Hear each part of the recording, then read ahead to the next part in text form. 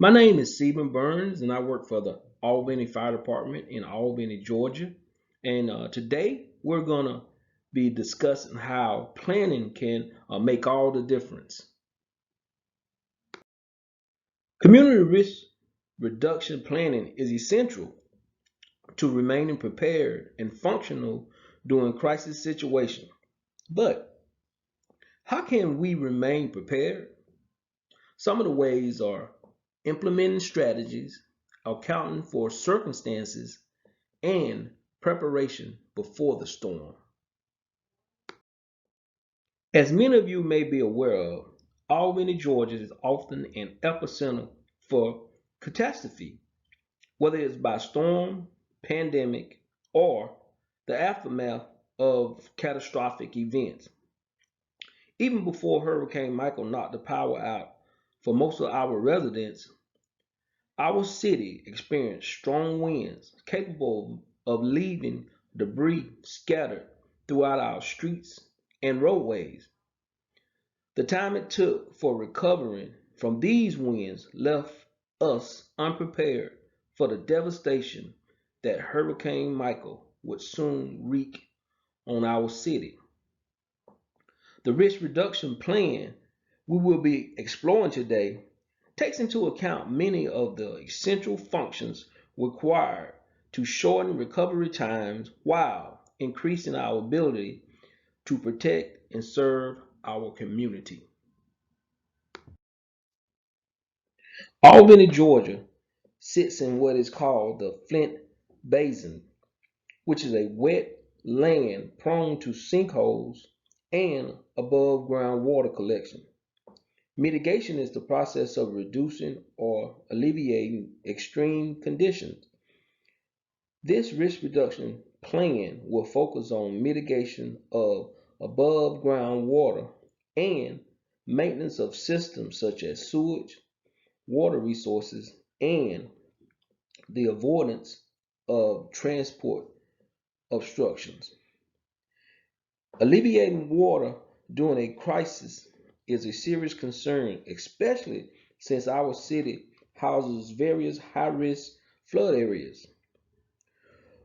When crisis strikes, these areas are susceptible to flooding, causing the need for detours on our essential roads, ideal for getting victims to care or evacuations of certain areas. Blockage from current or previous debris makes the task even harder to combat and slows the community's ability to handle this crisis situation. Not only does this increase obstruction, but could also poison water resources during critical times when mitigation of sitting water is not completed. The impact of these additional barriers adds to the time it takes for our city to recover. For any extreme condition that affect or influence water levels, this risk reduction plan proposes the following steps for continued and improved response and preparation in case of unexpected flooding. Evaluation of high-risk areas and systematic placements of lifts and pump stations to help in the alleviation water collection. Weekly maintenance and testing of sewage, water, mitigation, and resource systems. Monthly to semi-annually inspection and adherence to mitigation policies. These steps include residential and business engagements to help enforce and manage drainage and disposal procedures. Monthly evaluations of protocols and emergency procedures.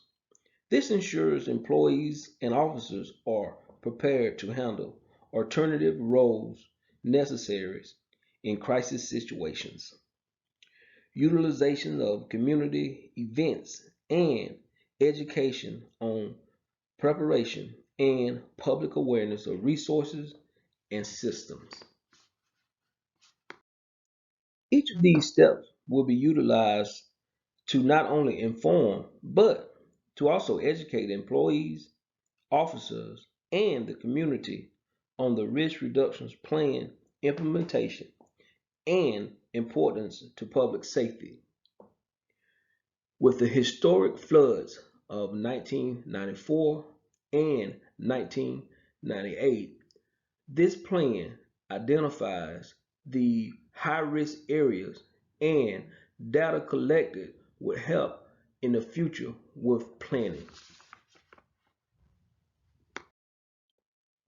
I feel transparency is important in order to retain the trust of the community, and me and my organization are ready to accept the challenge of establishing and maintaining relationships and policies in order to remain prepared for any probable circumstances. By implementing a risk reduction plan such as this, I hope to avoid major problems like the fact that our civic center is continually sinking. Attention to high risk areas and alternative methods could help us protect and save lives, but also serves to prevent loss of property throughout our community.